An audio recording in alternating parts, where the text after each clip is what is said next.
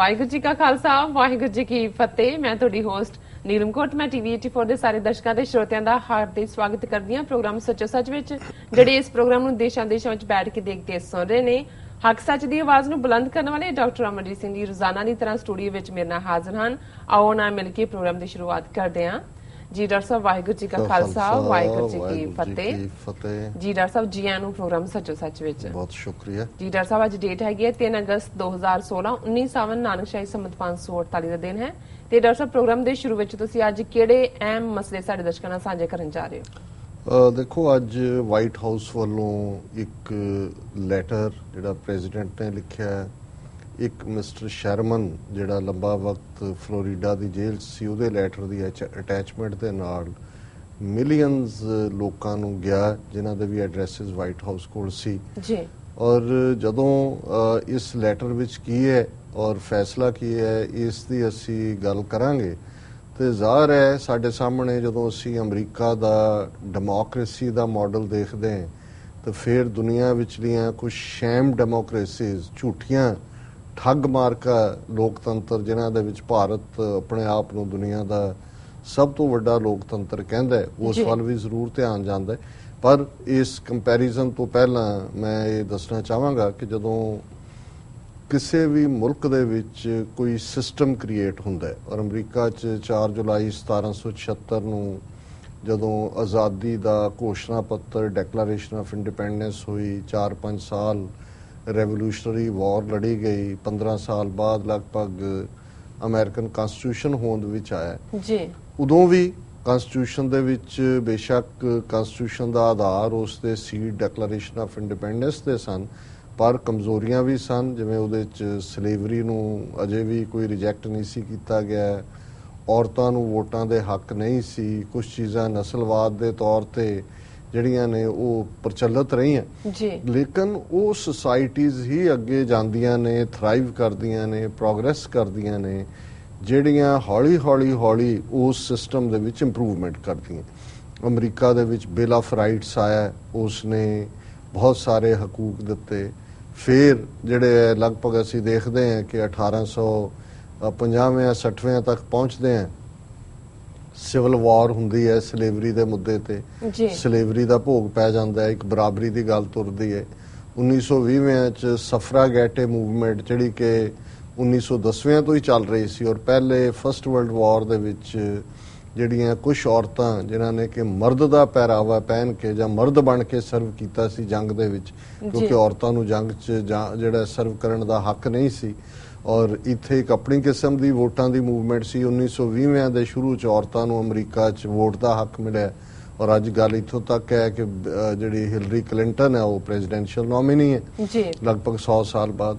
ਸੋ ਇਸੇ ਤਰ੍ਹਾਂ ਬੇਸ਼ੱਕ ਸਲੇਵਰੀ ਟੁੱਟ ਗਈ, ਹੋਰ ਬਹੁਤ ਸਾਰੀਆਂ ਚੀਜ਼ਾਂ ਬਦਲੀਆਂ, ਪਰ ਅਸੀਂ ਦੇਖਦੇ ਹਾਂ ਕਿ 1960 ਤੱਕ ਅਮਰੀਕਾ ਦੇ ਵਿੱਚ ਨਸਲਵਾਦੀ ਕਾਨੂੰਨ, ਜਿਸ ਕਿਸਮ ਦੀ ਸੈਗਰੀਗੇਸ਼ਨ, ਅੱਡ ਔਰ ਕਾਲਿਆਂ ਦੀ ਲਿੰਚਿੰਗ, ਉਹਨਾਂ ਨੂੰ ਵੋਟਾਂ ਨਾਲ ਰਜਿਸਟਰ ਹੋਣ ਦੇਣਾ, ਕਈ ਵਾਰੀ ਵੋਟ ਰਜਿਸਟਰ ਹੋਣ ਦੀ ਫੀਸ ਇੰਨੀ ਕੁ ਰੱਖੀ ਸੀ ਕੁਝ ਸਟੇਟਾਂ ਨੇ ਕਿ ਕਾਲੇ ਅਫੋਰਡ ਹੀ ਨਹੀਂ ਸੀ ਕਰ ਸਕਦੇ। ਫਿਰ ਕਈ ਥਾਂ ਜਿਹੜਾ ਇੱਕ ਅੱਧੀ ਵਾਰੀ ਜੇਲ੍ਹ 'ਚ ਗਿਆ ਉਹਦੇ ਕ੍ਰਿਮੀਨਲ ਰੈਕਡ ਤੇ ਬੇਸਡ ਉਹਨੂੰ ਨਹੀਂ ਸੀ ਵੋਟਰ ਰਜਿਸਟਰ ਹੋਣ ਦਿੱਤਾ ਜਾਂਦਾ।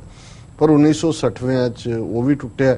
ਅਲਟੀਮੇਟਲੀ ਸਿਵਲ ਲਿਬਰਟੀ ਮੂਵਮੈਂਟ ਚੱਲੀ ਔਰ ਉਸ ਤੋਂ ਬਾਅਦ ਅੱਜ ਕਾਂਗਰਸ ਦੇ ਵਿੱਚ 30 ਤੋਂ ਜ਼ਿਆਦਾ ਕਾਲੇ ਕਾਂਗਰਸਮੈਨ ਹੁੰਦੇ ਨੇ ਔਰ ਗੱਲ ਇੱਥੇ ਹੀ ਨਹੀਂ ਹੈ, ਅੱਜ ਅਮਰੀਕਾ ਦੇ ਵਾਈਟ ਹਾਊਸ ਦੇ ਵਿੱਚ ਬਲੈਕ ਮੈਨ ਬੈਠੇ। ਜਦੋਂ ਨਾ ਵਾਈਟ ਹਾਊਸ ਰੱਖਿਆ ਹੋਏਗਾ ਪਤਾ ਨਹੀਂ ਕੀ ਕਿਹਦਾ ਕਾਰਨ ਸੀ, ਭਾਵੇਂ ਸਫੇਦੀ ਚਿੱਟੀ ਕੀਤੀ ਹੋਏ। ਪਰ ਮੈਨੂੰ ਯਾਦ ਹੈ ਕਿ ਜਦੋਂ ਮੈਂ ਪਹਿਲੀ ਵਾਰ ਵਾਸ਼ਿੰਗਟਨ DC ਗਿਆ ਔਰ ਉਦੋਂ ਇੱਕ ਥਾਂ ਤੋਂ ਦੂਸਰੀ ਥਾਂ ਤੇ ਟੈਕਸੀ ਤੇ ਜਾਂਦੇ ਆ, ਟੈਕਸੀ ਚਲਾਉਣ ਵਾਲਾ ਜਿਹੜਾ ਅਫਰੀਕਨ ਅਮਰੀਕਨ ਜਦੋਂ ਵਾਈਟ ਹਾਊਸ ਦੇ ਕੋਲੋਂ ਲੰਘਿਆ ਤੇ ਉਹਨੇ ਮੈਨੂੰ ਕਿਹਾ, ਕਹਿੰਦਾ ਕਿ ਵੀ today it is White House, a day will come it will be black house. So ਮੈਨੂੰ ਗੱਲ ਜਦੋਂ ਪ੍ਰੈਜ਼ੀਡੈਂਟ ਓਬਾਮਾ ਪਹਿਲੀ ਵਾਰ ਪ੍ਰੈਜ਼ੀਡੈਂਟ ਬਣੇ ਤਾਂ ਮੈਨੂੰ ਉਸ ਟੈਕਸੀ ਡਰਾਈਵਰ ਦੀ ਗੱਲ ਯਾਦ ਸੀ। ਮੈਂ ਕਿਹਾ ਇਹ ਹੁੰਦਾ ਹੈ ਆਪਣੇ 'ਚ ਭਰੋਸਾ ਔਰ ਕਿਵੇਂ ਫਿਰ ਉਸ ਸਿਸਟਮ 'ਚ ਜਿਹੜੇ ਲੋਕ ਦੱਬੇ ਕੁਚਲੇ ਹੁੰਦੇ ਨੇ ਉਹ ਉਸ ਸਿਸਟਮ ਦੇ ਰਾਹੀਂ ਕਿਵੇਂ ਉੱਪਰ ਵੱਲ ਨੂੰ ਆਉਂਦੇ ਨੇ ਔਰ ਇਹ ਅਮਰੀਕਾ ਦੇ ਵਿੱਚ ਹੀ ਹੋ ਸਕਦਾ ਹੈ। ਔਰ ਇਹ ਮੈਂ ਸਾਰਾ ਵੇਰਵਾ ਇਸ ਲਈ ਦਿੱਤਾ ਹੈ ਕਿ ਇਸ ਸਭ ਦੇ ਬਾਵਜੂਦ ਕੁਛ ਨਾ ਕੁਛ, ਕਿਉਂਕਿ ਜਿਹੜੀ ਨਸਲਵਾਦੀ ਲੈਗੇਸੀ ਹੈ ਇਸ ਮੁਲਕ ਦੀ, ਔਰ ਜੇ ਅੱਜ ਡੋਨਲਡ ਟਰੰਪ ਜਿਸ ਤੇਜ਼ੀ ਦੇ ਨਾਲ ਬਿਲਕੁਲ ਮਾਨਸਿਕ ਜਿਹਦਾ ਸੰਤੁਲਨ ਵੀ ਨਹੀਂ ਹੈ। ਉਹ ਰਿਪਬਲਿਕਨ ਨੋਮੀਨੇਸ਼ਨ ਉਹਨੇ ਜਿੱਤੀ ਹੈ ਤਾਂ ਉਹਨੇ ਇਸਲਾਮੋ ਫੋਬੀਆ ਹੋਣ ਦੇ ਨਾਤੇ anti Islam line, anti Mexican line, anti black line ਔਰ ਹੋਰ ਬਹੁਤ ਸਾਰੀਆਂ ਇਸ ਕਿਸਮ ਦੀਆਂ ਉਹਨੇ ਸਟੇਟਮੈਂਟਸ ਦੇ ਨਾਲ ਉਹ ਲੋਕ ਜਿਹੜੇ ਨਸਲਵਾਦੀ ਹੋਣ ਦੇ ਨਾਤੇ ਦੱਬੇ ਹੋਏ ਸੀ ਉਹਨਾਂ ਦੀ ਕਾਨੂੰਨ ਤੌਰ ਤੇ ਗੈਰ ਕਾਨੂੰਨੀ ਆ ਉਹਨਾਂ ਦੀ ਮਦਦ ਲਈ। ਪਰ ਮੇਰਾ ਮਕਸਦ ਉਸ ਟੌਪਿਕ ਨੂੰ ਡਿਸਕਸ ਕਰਨਾ ਵੀ ਨਹੀਂ ਹੈ ਕਿ ਨਸਲਵਾਦ ਅੱਜ ਕਿਵੇਂ ਦੁਬਾਰਾ ਪਨਪਣ ਦੀ ਕੋਸ਼ਿਸ਼ ਹੈ। ਪਰ ਮੈਂ ਇਹ ਕਹਿਣਾ ਚਾਹੁੰਦਾ ਕਿ ਅਮਰੀਕਾ ਦੇ ਵਿੱਚ ਉਸ ਦੌਰ ਦੇ ਵਿੱਚ ਬੇਸ਼ੱਕ ਤਬਦੀਲੀ ਹੋਈ 60ਵਿਆਂ 'ਚ, ਪਰ ਕੁਝ ਕਾਨੂੰਨ ਜਿਹੜੇ ਪੁਰਾਣੇ ਸੀ ਉਹਨਾਂ ਕਾਨੂੰਨਾਂ ਦੇ ਵਿੱਚ ਭਾਵੇਂ ਜ਼ਾਹਰਾ ਤੌਰ ਦੇ ਉੱਤੇ ਕੋਈ ਡਿਸਕ੍ਰਿਮੀਨੇਸ਼ਨ ਨਜ਼ਰ ਨਹੀਂ ਆਉਂਦੀ, ਪਰ ਉਹਨਾਂ ਦੀ ਸਪਿਰਿਟ ਦੇ ਵਿੱਚ ਡਿਸਕ੍ਰਿਮੀਨੇਸ਼ਨ ਸੀ। ਜਿਵੇਂ ਹੈਰੋਇਨ ਜਿਹੜਾ ਨਸ਼ਾ ਹੈ ਉਹ ਕਾਲੇ ਘੱਟ ਯੂਜ਼ ਕਰਦੇ ਨੇ, ਮਹਿੰਗਾ ਹੁੰਦਾ ਗੋਰੇ ਕਰਦੇ ਨੇ। ਸੋ ਹੈਰੋਇਨ ਫੜੀ ਜਾਏ ਜਾਂ ਹੈਰੋਇਨ ਸਮਗਲਿੰਗ ਜਾਂ ਸੈਲਿੰਗ ਜਾਂ ਪੈਡਲਿੰਗ, ਉਹਦੀਆਂ ਸਜ਼ਾਵਾਂ ਘੱਟ ਨੇ। ਕ੍ਰੈਕ ਕੋਕੇਨ ਜ਼ਿਆਦਾ ਕਾਲਿਆਂ ਦਾ ਨਸ਼ਾ ਹੈ, ਇਸ ਦੇ ਲਈ ਸਜ਼ਾਵਾਂ ਬਹੁਤ ਜ਼ਿਆਦਾ ਨੇ। ਔਰ ਇਸ ਕਿਸਮ ਦੇ ਕਾਨੂੰਨ ਕਈ ਥਾਵਾਂ ਦੇ ਉੱਤੇ ਨੇ, ਜਿਵੇਂ ਕੈਲੀਫੋਰਨੀਆ ਦੇ ਵਿੱਚ 3 strikes and go ਇੱਕ ਕਾਨੂੰਨ ਹੈ ਕਿ ਤੁਸੀਂ ਪਹਿਲੀ ਵਾਰ ਫੜੇ ਗਏ, ਤੁਸੀਂ ਕੋਈ ਕ੍ਰਾਈਮ ਕੀਤਾ, ਤੁਹਾਡੀ ਰਿਹਾਈ ਹੋਈ ਜਾਂ ਫਿਰ ਤੁਸੀਂ ਬੇਲ ਆਊਟ ਹੋ ਗਏ ਜਾਂ ਕੇਸ ਵੀ ਮੁੱਕ ਗਿਆ, ਫਿਰ ਤੁਸੀਂ 2 ਸਾਲ ਬਾਅਦ ਕੋਈ ਕ੍ਰਾਈਮ, ਭਾਵੇਂ ਨਾਨ ਵਾਇਲੈਂਟ ਕ੍ਰਾਈਮ ਡਰੱਗ ਦਾ ਹੀ ਹੈ, ਤੇ ਜੇ 3 ਵਾਰੀ ਤੁਸੀਂ ਇਹਨੇ ਰੋਕ ਕੀਤਾ ਤੇ ਇਹਦਾ ਮਤਲਬ ਹੈ ਕਿ ਫਿਰ ਪੱਕੇ ਤੌਰ ਤੇ ਜੇਲ੍ਹ, ਤੁਹਾਡੀ ਕੋਈ ਪੈਰੋਲ। ਇਸੇ ਤਰ੍ਹਾਂ ਅਮਰੀਕਾ ਦੀਆਂ ਜੇਲ੍ਹਾਂ 'ਚ ਬਹੁਤ ਸਾਰੇ, ਜਿਨ੍ਹਾਂ ਦੇ ਵਿੱਚ ਬਹੁਤ ਗਿਣਤੀ ਆਪਣੀ ਪਾਪੂਲੇਸ਼ਨ ਨਾਲੋਂ ਕਈ ਗੁਣਾ ਜ਼ਿਆਦਾ ਅਫਰੀਕਨ ਅਮਰੀਕਨਸ ਦੀ ਹੈ, ਡਰੱਗ ਰਿਲੇਟਡ ਕ੍ਰਾਈਮਸ ਦੇ ਥੱਲੇ। ਇੱਕ ਤਾਂ ਇਹ ਹੈ ਵੀ ਡਰੱਗ ਦੇ ਥੱਲੇ ਵਾਇਲੈਂਸ ਹੋਈ, ਮਰਡਰ ਹੋਇਆ, ਉਹ ਤਾਂ ਸਮਝ ਆ ਸਕਦਾ, ਪਰ ਪੁਰਾਣੇ ਕਾਨੂੰਨ ਇੰਨੇ ਸਖਤ ਸਨ ਕਿ ਉਹਨਾਂ ਥੱਲੇ 20-20 ਸਾਲ ਉਮਰ ਕੈਦ ਹੋ ਗਈ, ਫਿਰ ਵੀ ਤੁਰੇ ਜਾਂਦੇ ਨੇ, ਉਹਨਾਂ ਦੀ ਕੋਈ ਰਿਹਾਈ ਦਾ, ਕਈਆਂ ਨੂੰ ਤਾਂ ਕਈ ਕਾਨੂੰਨਾਂ ਦੇ ਥੱਲੇ ਤੇ ਲਾਈਫ ਸੈਂਟੈਂਸ ਵਿਦਆਊਟ ਪੈਰੋਲ, ਬਾਹਰ ਆ ਹੀ ਨਹੀਂ ਸਕਦੇ।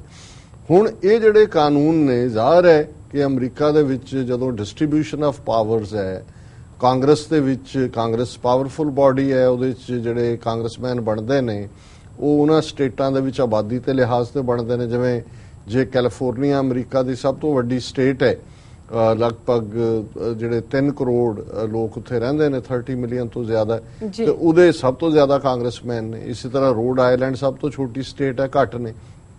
ਲੇਕਿਨ ਅਮਰੀਕਾ ਨੇ ਬੈਲੈਂਸ ਆਫ ਪਾਵਰ ਕਰਦੇ ਆ, ਜੇ ਕਾਂਗਰਸ ਦੇ ਵਿੱਚ ਆਬਾਦੀ ਦੇ ਲਿਹਾਜ਼ ਨਾਲ ਕਾਂਗਰਸਮੈਨ ਆਉਂਦੇ ਨੇ ਤੇ ਸੈਨੇਟ 50 ਸਟੇਟਾਂ ਨੇ ਅਮਰੀਕਾ ਦੇ, ਉਹਨਾਂ ਨੇ ਕਿਹਾ ਜੀ ਹਰ ਸਟੇਟ ਦੇ ਵੱਡੀ ਆ ਛੋਟੀ ਆ 2 ਸੈਨੇਟਰ ਹੋਣਗੇ, ਸੋ 100 ਸੈਨੇਟਰ ਦੀ ਸੈਨੇਟ ਹੈ।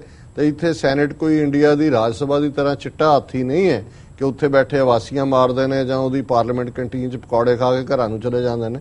ਇੱਥੇ ਸੈਨੇਟਰ ਬਹੁਤ ਪਾਵਰਫੁਲ ਹੈ, ਫੋਰਨ ਪਾਲਿਸੀ, ਬਜਟ ਔਰ 6 ਸਾਲ ਦੀ ਉਹਦੀ ਟਰਮ ਹੈ।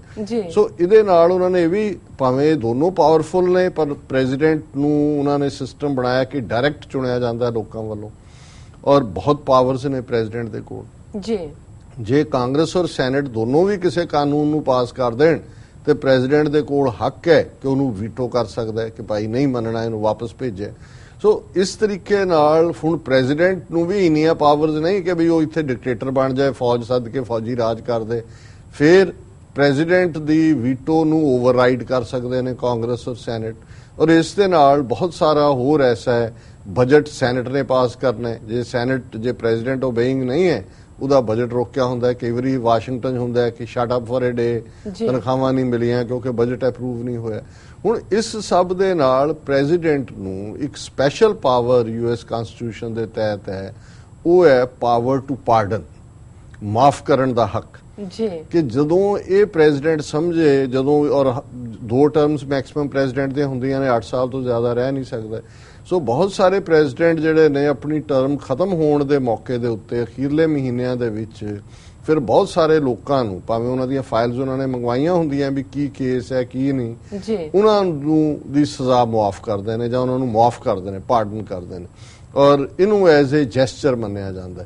ਸੋ ਹੁਣ ਇਹਦੇ 'ਚ ਐਸਾ ਵੀ ਰਿਹਾ ਕਿ ਪ੍ਰੈਜ਼ੀਡੈਂਟਸ ਦੇ ਆਪਣੇ ਕਨੈਕਸ਼ਨ ਵੀ ਜਾਂ ਉਹਨਾਂ ਦੀਆਂ ਪਾਰਟੀ, ਪਰ ਬਹੁਤ ਤੌਰ ਦੇ ਉੱਤੇ ਇਸ ਪਾਰਟ ਨੂੰ ਚੈਲੰਜ ਨਹੀਂ ਕੀਤਾ ਜਾਂਦਾ, ਉਹ ਚੈਲੰਜ ਹੋ ਹੀ ਨਹੀਂ ਸਕਦਾ ਕਾਨੂੰਨ ਤੌਰ ਤੇ। ਹਾਲਾਂਕਿ ਇਹੀ ਹੱਕ ਭਾਰਤ ਦੇ ਰਾਸ਼ਟਰਪਤੀ ਨੂੰ ਵੀ ਹੈ ਕਿ ਜੇ ਪ੍ਰੈਜ਼ੀਡੈਂਸ਼ੀਅਲ ਪਾਰਡਨ ਉਹ ਦੇ ਸਕਦਾ।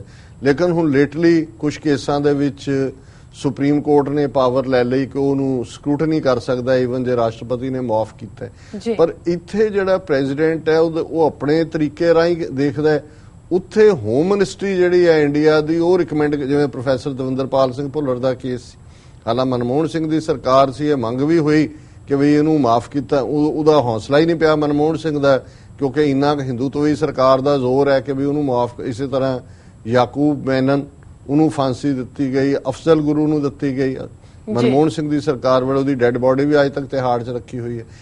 ਮੈਂ ਇਸ ਲਈ ਕੰਪੇਅਰ ਕਰ ਰਿਹਾ ਵੀ ਇੱਕ ਪਾਸੇ ਘੱਟ ਗਿਣਤੀਆਂ ਨਾਲ ਸੰਬੰਧਿਤ ਮਨਮੋਹਨ ਸਿੰਘ ਵਰਗੇ ਪ੍ਰਧਾਨ ਮੰਤਰੀ ਜਿਹੜੇ ਬਿਲਕੁਲ ਬਹੁ ਗਿਣਤੀ ਨੂੰ ਖੁਸ਼ ਕਰਨ ਲਈ ਜਿਹੜੇ ਝੂਠੇ, ਜਿਨ੍ਹਾਂ ਨੂੰ ਫਾਂਸੀ ਦਿੱਤੀ ਗਈ, ਕੋਈ ਕੇਸ ਨਹੀਂ ਸੀ ਬਣਦਾ, ਜਿਵੇਂ ਕੱਲ ਅਸੀਂ ਜਸਟਿਸ ਕਾਟਜੂ ਦਾ ਜ਼ਿਕਰ ਕੀਤਾ ਸੀ, ਉਹਨੇ ਕਿਵੇਂ ਯਾਕੂਬ ਮੈਨਨ ਬਾਰੇ ਕਿਹਾ, ਅਫਜ਼ਲ ਗੁਰੂ ਬਾਰੇ ਬਿਲਕੁਲ ਹੀ ਕਲੀਅਰ ਹੈ। ਦਵਿੰਦਰਪਾਲ ਸਿੰਘ ਭੁੱਲਰ ਦੇ ਕੇਸ 'ਚ 131 ਚੋਂ 130 ਗਵਾਹ ਸ਼ਨਾਖਤ ਵੀ ਨਹੀਂ ਕਰ ਸਕਦੇ। ਸਪਲਿਟ ਵਰਡਿਕਟ ਸੀ ਉਸ ਵੇਲੇ ਜੱਜਾਂ ਦਾ, ਸੁਪਰੀਮ ਕੋਰਟ ਦਾ। ਪਰ ਇਹਦੇ ਬਾਵਜੂਦ ਇਹ ਜਿਹੜਾ ਉੱਥੇ ਉਹੀ ਕੁਝ ਚੱਲਦਾ ਜੋ ਮੈਜੋਰਟੀ ਚਾਹੁੰਦੀ ਹੈ। ਹੁਣ ਪ੍ਰੈਜ਼ੀਡੈਂਟ ਓਬਾਮਾ ਇੱਕ ਘੱਟ ਗਿਣਤੀ ਕਾਲਿਆਂ ਨੂੰ ਰਿਪਰੈਜ਼ੈਂਟ ਕਰਦਾ ਹੈ। ਜ਼ਾਹਰ ਹੈ ਅਮਰੀਕਾ ਦੀਆਂ ਜੇਲ੍ਹਾਂ 'ਚ ਡਰੱਗ ਰਿਲੇਟਡ ਮਾਮਲਿਆਂ 'ਚ ਮੇਰੇ ਕੋਲ ਫਿਗਰ ਤਾਂ ਐਗਜ਼ੈਕਟ ਨਹੀਂ ਹੈ, ਪਰ 70 ਤੋਂ 80% ਕਾਲੇ ਨੇ। ਹੁਣ ਇਹਦੇ ਬਾਵਜੂਦ ਕਿ ਇੱਕ ਰੇਸਿਜ਼ਮ ਆਪਣਾ ਸਿਰ ਚੁੱਕ ਰਿਹਾ, ਪ੍ਰੈਜ਼ੀਡੈਂਟ ਓਬਾਮਾ ਨੇ ਅੱਜ ਜਿਹੜੀ ਉਸ ਦੀ ਵਾਈਟ ਹਾਊਸ ਕਮਿਊਨੀਕੇਸ਼ਨ ਹੈ ਉਹਦੇ ਥੱਲੇ ਉਹਨਾਂ ਨੇ 214 ਕੈਦੀਆਂ ਦੀ ਸਜ਼ਾ ਮੁਆਫ ਕਰਨ ਦਾ ਐਲਾਨ ਕੀਤਾ। ਉਹਨਾਂ ਵਿੱਚ 67 ਉਹ ਨੇ ਜਿਹੜੇ ਕਿ ਉਮਰ ਕੈਦੀ ਨੇ, ਔਰ ਇਹ ਪਹਿਲੀ ਵਾਰ ਓਬਾਮਾ ਨੇ ਨਹੀਂ ਕੀਤਾ। ਹੁਣ ਤੱਕ ਪ੍ਰੈਜ਼ੀਡੈਂਟ ਓਬਾਮਾ 562 ਕੈਦੀਆਂ ਦੀ ਸਜ਼ਾ ਮੁਆਫ ਕਰ ਚੁੱਕਾ ਹੈ ਸਾਰੇ ਪੀਰੀਅਡ 'ਚ। ਔਰ ਅੱਜ ਜਿਹੜਾ ਲੈਟਰ ਵਾਈਟ ਹਾਊਸ ਤੋਂ ਆਇਆ ਉਹਦੇ 'ਚ ਪ੍ਰੈਜ਼ੀਡੈਂਟ ਨੇ ਕਿਹਾ ਵੀ ਅਜੇ ਮੈਂ ਰੁਕਿਆ ਨਹੀਂ ਹੈ, ਅਜੇ ਮੈਂ ਹੋਰ ਵੀ ਮੁਆਫੀ ਕਰਾਂਗਾ। ਔਰ ਉਹਦੇ 'ਚ ਉਸ ਲੈਟਰ 'ਚ ਮੈਂ ਉਹਨੂੰ ਥੋੜਾ ਜਿਹਾ ਕੁਇਕਲੀ ਸ਼ੇਅਰ ਵੀ ਕਰਾਂਗਾ। ਇੱਕ ਜਿਹੜਾ ਡਾਇਲੌਗ ਜਾਂ ਇੱਕ ਜੁਮਲਾ ਜਿਹੜਾ ਇਸਤੇਮਾਲ ਕੀਤਾ ਗਿਆ, America is a nation of second chances, ਕਿ ਅਮਰੀਕਾ ਦੇ ਵਿੱਚ ਜੇ ਇੱਕ ਵਾਰ ਕਿਸੇ ਨੇ ਗਲਤੀ ਕਰ ਲਈ ਹੈ, ਇਸ ਦਾ ਮਤਲਬ ਇਹ ਨਹੀਂ ਹੈ ਕਿ ਤੁਸੀਂ ਉਹਦੇ ਲਈ ਉਹਨੂੰ ਟੰਗੀ ਰੱਖੋ। ਅਮਰੀਕਾ ਹਮੇਸ਼ਾ ਤੁਹਾਨੂੰ ਸੈਕੰਡ ਚਾਂਸ ਦਿੰਦਾ, ਔਰ ਇਹ ਹਰ ਸ਼ੋਬੇ 'ਚ ਠੀਕ ਗੱਲ ਹੈ। ਜਿਵੇਂ ਬਿਜ਼ਨਸ ਹੈ, ਤੁਸੀਂ ਬਿਜ਼ਨਸ ਕਾਮਯਾਬ ਨਹੀਂ ਹੋ, ਤੁਸੀਂ ਚੈਪਟਰ 11 ਬੈਂਕਰਪਟਸੀ ਫਾਈਲ ਕਰਦੇ ਹੋ, ਆਪ ਨਹੀਂ ਆਪਣੀ ਘਰਵਾਲੀ ਦੇ ਨਾਂ ਤੇ ਬਿਜ਼ਨਸ ਸ਼ੁਰੂ ਕਰ ਲੈਂਦੇ ਨੇ। ਜਾਂ ਕੁਝ ਸਮੇਂ ਤੁਹਾਡਾ ਕ੍ਰੈਡਿਟ ਖਰਾਬ ਹੋ ਗਿਆ, ਬਿਲਕੁਲ ਖਤਮ ਹੈ ਕ੍ਰੈਡਿਟ, ਕੁਝ ਸਾਲਾਂ ਬਾਅਦ ਤੁਹਾਨੂੰ ਮੌਕਾ ਦਿੰਦੇ ਨੇ ਕਿ ਤੁਸੀਂ ਆਪਣਾ ਕ੍ਰੈਡਿਟ ਦੁਬਾਰਾ ਬਿਲਡ ਕਰੋ ਤੁਸੀਂ ਫਰਮ। ਸੋ ਇਹ ਜਿਹੜੀ ਗੱਲ ਹੈ ਕਿ America is a nation of second chances, ਮਤਲਬ ਇਹ ਹੈ ਕਿ ਹਰ ਇੱਕ ਦਾ ਇੱਕ ਪਿਛੋਕੜ ਹੈ ਔਰ ਉਹਨੂੰ ਮੌਕਾ ਦਿੱਤਾ ਜਾਏ ਕਿ ਉਹ ਉਸ ਨੂੰ ਇੰਪਰੂਵ ਕਰੇ। ਔਰ ਇਹ ਜਿਹੜਾ ਜਦੋਂ ਪਹਿਲੀ ਵਾਰ ਪਾਰਡਨ ਓਬਾਮਾ ਨੇ ਕੀਤਾ ਤੇ ਸ਼ਰਮਨ ਚੈਸਟਰ ਨੇ ਫਲੋਰੀਡਾ ਦੀ ਜਿਹੜਾ ਕੈਚ ਸੀ, ਚਿੱਠੀ ਲਿਖ ਕੇ ਕਿਹਾ ਕਿ ਕਿਵੇਂ ਉਹਦੀ ਜ਼ਿੰਦਗੀ 'ਚ ਤਬਦੀਲੀ ਹੋਈ ਹੈ ਔਰ ਉਹ ਆਪਣੀ ਜ਼ਿੰਦਗੀ ਨੂੰ ਨਵੇਂ ਸਿਰਿਓਂ ਬਿਲਡ ਕਰ ਰਿਹਾ। ਹੁਣ ਇਹ ਜਿਹੜਾ ਕੁੱਲ ਜਿਹੜਾ 562 ਕੈਦੀਆਂ ਦੀ ਮੁਆਫੀ ਹੈ, ਇਹ ਪਿਛਲੇ 100 ਸਾਲਾਂ ਦੇ ਵਿੱਚ ਜੇ 9 ਅਮਰੀਕਾ ਦੇ ਪ੍ਰੈਜ਼ੀਡੈਂਟਸ ਨੇ ਜਿਨ੍ਹਾਂ ਨੂੰ ਮੁਆਫ ਕੀਤਾ ਉਹਦੇ ਨਾਲੋਂ ਵੀ ਇਹ ਨੰਬਰ ਜ਼ਿਆਦਾ ਹੈ। ਔਰ ਅਸੀਂ ਇਸ ਨੂੰ ਜਿੱਥੇ ਕਿ ਪ੍ਰੈਜ਼ੀਡੈਂਟ ਓਬਾਮਾ ਦੇ ਹੌਸਲੇ ਦੀ ਦਾਤ ਦਿੰਦੇ, ਕਿੱਥੇ ਸਾਡੇ ਮਨਮੋਹਨ ਸਿੰਘ ਵਰਗੇ ਪ੍ਰਧਾਨ ਮੰਤਰੀ ਡਰਦੇ ਹੀ ਰਹੇ ਬਹੁ ਗਿਣਤੀ ਤੋਂ ਕਿ ਕਿਤੇ ਅਫਜ਼ਲ ਗੁਰੂ ਨੂੰ ਮਾਫ ਕਰਤਾ, ਕਹਿਣਗੇ ਜੀ ਸਿੱਖ ਮੁਸਲਮਾਨ ਰਲ ਗਏ, ਭੁੱਲਰ ਦੀ ਮਾਫੀ ਕਰ ਦਿੱਤੀ ਤੇ ਫਿਰ ਕਹਿਣਗੇ ਲਓ ਜੀ ਇਹ ਸਿੱਖ ਨੇ ਆਪਣਾ ਕੰਮ ਕਰਤਾ। ਪਰ ਇਹ ਜਾਣਦਿਆਂ ਹੋਇਆ ਵੀ ਕਿ ਜਿਹੜੇ ਮਾਫੀ ਜਿਨ੍ਹਾਂ ਨੂੰ ਮਿਲੀ ਹੈ ਇਹਦੇ 'ਚ 80% ਕਾਲੇ ਨੇ, ਉਹਨੇ ਪਰਵਾਹ ਨਹੀਂ ਕੀਤੀ ਹੈ। ਔਰ ਉਹਨੇ ਕਿਹਾ ਕਿ ਭਾਈ ਇਹ ਜਿਹੜੇ ਕੁਛ ਨੇ ਕੈਦੀ ਜਿਨ੍ਹਾਂ ਨੂੰ ਪੁਰਾਣੇ ਕਾਨੂੰਨਾਂ ਥੱਲੇ, ਜਿਨ੍ਹਾਂ 'ਚ ਰੇਸਿਜ਼ਮ ਸੀ ਦਿੱਤੀ ਗਈ ਸਜ਼ਾ, ਉਹਨਾਂ ਨੂੰ ਨਵੇਂ ਕਾਨੂੰਨਾਂ ਥੱਲੇ ਉਹਨਾਂ ਦੀ ਸਜ਼ਾ ਘਟਾਈ ਜਾਏਗੀ ਤਾਂ ਕਿ ਐਪਲੀਕੇਬਲ ਨਵੇਂ ਕਾਨੂੰਨ ਹੋਣਗੇ। ਇਹ ਵੀ ਕਿਹਾ ਵੀ ਜਿਨ੍ਹਾਂ ਨੂੰ ਮੁਆਫ ਕੀਤਾ ਗਿਆ ਜੇ ਉਹਨਾਂ ਦੀ ਡਰੱਗ ਪ੍ਰੋਬਲਮ ਹੈ ਤੇ ਉਹਨਾਂ ਨੂੰ ਪਹਿਲਾਂ ਉਸ ਡਰੱਗ ਡੀ ਐਡਿਕਸ਼ਨ ਪ੍ਰੋਗਰਾਮਾਂ ਦੇ ਵਿੱਚ ਰੱਖਿਆ ਜਾਏਗਾ। ਔਰ ਕੁਇਕਲੀ ਮੈਂ ਇਹ ਲੈਟਰ ਜ਼ਰੂਰ ਪੜ੍ਹਨਾ ਚਾਹਾਂਗਾ ਤਾਂ ਕਿ ਇੱਕ ਡੈਮੋਕ੍ਰੇਸੀ ਕੀ ਹੁੰਦੀ ਹੈ ਔਰ ਡੈਮੋਕ੍ਰੇਸੀ ਦਾ ਪ੍ਰੈਜ਼ੀਡੈਂਟ ਹੋਣਾ ਔਰ ਇਸ ਕਦਰ ਜਿਹੜਾ ਆਪਣੀ ਸਿਚੁਏਸ਼ਨ ਨੂੰ ਸਮਝਦੇ ਆ articulate ਕਰਨਾ, ਇਹ ਵਾਈਟ ਹਾਊਸ ਤੋਂ ਲੈਟਰ ਹੈ।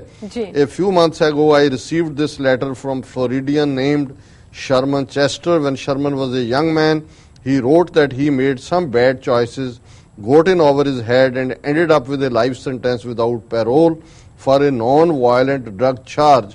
At Sherman's sentencing, even the judge couldn't believe he was bound by law to hand down a punishment that didn't fit the crime. मैं जिक्र कीता है भी शर्मन ने कहा भी यंग मैन के तौर पर वो ਗਲਤ ਸੰਗਤ 'ਚ ਪਿਆ, ਗਲਤੀ ਹੋਈ ਉਹਦੇ ਤੋਂ, ਪਰ ਉਹਨੂੰ ਜਿਹੜੀ ਇੱਕ ਨਾਨ ਵਾਇਲੈਂਟ ਅਹਿੰਸਕ ਡਰੱਗ ਕ੍ਰਾਈਮ ਲਈ ਸਜ਼ਾ ਦਿੱਤੀ ਉਹ ਸੀ ਉਮਰ ਕੈਦ ਬਿਨਾਂ ਬਾਹਰ ਆ ਸਕਣ ਦੇ।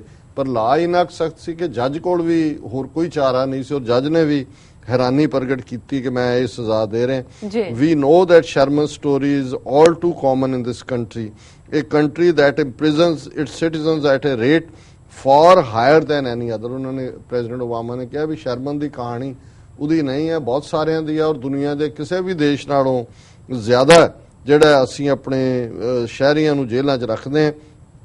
Too many men and women end up in criminal justice system that serves up excessive punishments, especially for non-violent drug offenses। ਇਹ ਢੰਗ ਨਾਲ ਉਹਨੇ ਕਿਹਾ ਜੀ ਸਾਡੇ ਲੋਕਾਂ ਨੂੰ ਹੀ ਤੁਸੀਂ ਦੱਬਿਆ ਹੋਇਆ, ਕਾਨੂੰਨ ਇਦਾਂ ਦੇ ਨੇ ਕਿ ਹਿੰਸਕ ਡਰੱਗਸ ਦੇ ਲਈ ਤੁਸੀਂ ਬਹੁਤ ਜ਼ਿਆਦਾ ਸਜ਼ਾਵਾਂ ਨੇ। But this is a country that believes in second chances. ਇਹ ਮੁਲਕ ਦੂਸਰਾ ਚਾਂਸ ਦੇਣ 'ਚ ਯਕੀਨ ਰੱਖਦਾ ਹੈ। So we have got to make sure that our criminal justice system works for everyone. ਅਸੀਂ ਇਸ ਗੱਲ ਨੂੰ ਯਕੀਨੀ ਬਣਾਈਏ ਕਿ ਸਾਡਾ ਕ੍ਰਿਮੀਨਲ ਜਸਟਿਸ ਸਿਸਟਮ ਹਰ ਇੱਕ ਦੇ ਲਈ ਹੋਏ। We have got to make sure that it keeps our street safe while also making sure that an entire class of people like Sherman isn't relegated to a life on the margins। On one hand ਉਹਨੇ ਕਿਹਾ ਕਿ ਜੀ ਅਸੀਂ ਸਾਡੀਆਂ ਗਲੀਆਂ ਸੁਰੱਖਿਅਤ ਹੋਣ, ਸਾਡੇ ਸ਼ਹਿਰੀ ਸੁਰੱਖਿਅਤ ਹੋਣ, ਪਰ ਇਹ ਵੀ ਨਾ ਹੋਏ ਕਿ ਸ਼ਰਮਨ ਵਰਗੇ ਲੋਕ ਜਿਹੜੇ ਨੇ ਉਹਨਾਂ ਨੂੰ ਅਸੀਂ ਸੁਸਾਇਟੀ ਦੇ ਹਾਸ਼ੀਏ ਤੇ ਤੱਕ ਦਈਏ।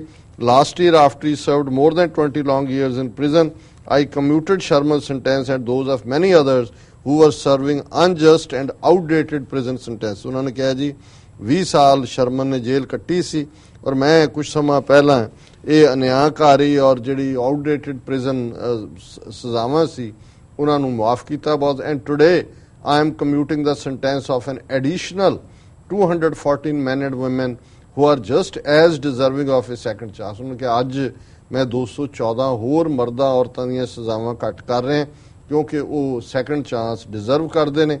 Altogether I have commuted more sentences than the past 9 presidents combined and I am not done yet। ਉਹਨੇ ਬੜੇ ਫਖਰ ਨਾਲ ਕਿਹਾ ਕਿ ਪਿਛਲੇ 9 ਪ੍ਰੈਜ਼ੀਡੈਂਟਸ ਨੇ ਜਿੰਨਿਆਂ ਨੂੰ ਮਾਫ ਕੀਤਾ ਸੀ ਉਹਨਾਂ ਸਾਰਿਆਂ ਦੀ ਗਿਣਤੀ ਮਿਲਾ ਲਈ ਜਾਏ ਤੇ ਮੈਂ ਉਹਦੇ ਨਾਲੋਂ ਵੀ ਜ਼ਿਆਦਾ ਦੀ ਸਜ਼ਾ ਮਾਫ ਕੀਤੀ। ਉਹਨੇ ਕਿਹਾ ਕਿ ਵੀ and I am not done yet, ਮੈਂ ਅਜੇ ਗੱਲ ਮੁਕਾਈ ਨਹੀਂ ਹੈ, ਦਾ ਮਤਲਬ ਵੀ ਹੋਰਨਾਂ ਨੂੰ ਵੀ ਮੈਂ ਫ੍ਰੀ ਕਰਾਂਗਾ। These acts of clemency are important steps for families like Sherman's and steer our country in a better direction, but they alone won't fix our criminal justice system। ਉਹਨਾਂ ਨੇ ਕਿਹਾ ਜੀ ਆ ਜਿਹੜੇ ਮਾਫ ਕਰਨ ਦੇ ਸਾਡੇ ਐਕਟ ਨੇ ਇਹ ਚੰਗੇ ਨੇ ਔਰ ਪਰਿਵਾਰਾਂ ਦੇ ਵਿੱਚ ਸ਼ਰਮਨ ਵਰਗਿਆਂ ਦੇ ਔਰ ਸਾਡੀ ਮੁਲਕ ਨੂੰ ਚੰਗੀ ਡਾਇਰੈਕਸ਼ਨ 'ਚ ਲਿਜਾਣਗੇ, ਪਰ ਸਾਨੂੰ ਇਹ ਕਰਨ ਦੀ ਲੋੜ ਹੈ ਕਿ ਕ੍ਰਿਮੀਨਲ ਜਸਟਿਸ ਸਿਸਟਮ ਨੂੰ ਅਸੀਂ ਇੰਪਰੂਵ ਕਰੀਏ। ਇਹ ਉਹਦਾ ਹੱਲ ਨਹੀਂ ਹੈ। We need Congress to pass meaningful federal sentencing reform that will allow us to more effectively use taxpayer dollars to protect the public। ਕਿ US ਕਾਂਗਰਸ ਜਿਹੜੀ ਹੈ ਉਹ ਰਿਫਾਰਮ ਕਰੇ ਫੈਡਰਲ ਸੈਂਟੈਂਸਿੰਗ ਸਿਸਟਮ ਤਾਂ ਕਿ ਅਸੀਂ ਜਿਹੜੀ ਟੈਕਸਪੇਅਰ ਮਨੀ ਹੈ ਉਹਨੂੰ ਲੋਕਾਂ ਦੀ ਸੁਰੱਖਿਆ ਲਈ ਵਰਤ ਸਕੀਏ। ਅਖੀਰ 'ਚ ਉਹਨਾਂ ਨੇ ਕਿਹਾ I hope you will take a minute to read and share Sherman's letter।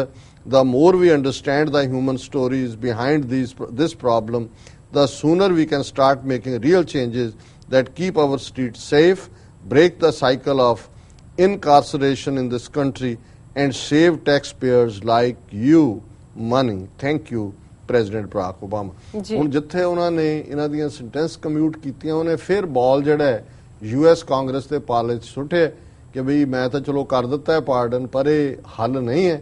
ਹੱਲ ਇਹ ਹੈ ਕਿ ਤੁਸੀਂ ਐਸੇ ਕਾਨੂੰਨ ਬਣਾਓ ਤਾਂ ਕਿ ਇੱਕ ਪਾਸੇ ਜਿੱਥੇ ਟੈਕਸਪੇਅਰ ਮਨੀ ਦਾ ਠੀਕ ਇਸਤੇਮਾਲ ਹੋਏ, ਲੋਕ ਸੁਰੱਖਿਅਤ ਹੋਣ, ਉੱਥੇ ਬੇਮਤਲਬ ਅਸੀਂ ਦੁਨੀਆ 'ਚ ਐਸਾ ਮੁਲਕ ਬਣ ਗਏ ਜਿਵੇਂ ਉੱਪਰ ਕਿਹਾ ਸੀ ਉਹਨਾਂ ਨੇ ਜਿਹਦੇ ਸਭ ਤੋਂ ਜ਼ਿਆਦਾ ਲੋਕ ਅਸੀਂ ਜੇਲ੍ਹਾਂ 'ਚ ਡੱਕੇ ਹੋਏ ਨੇ।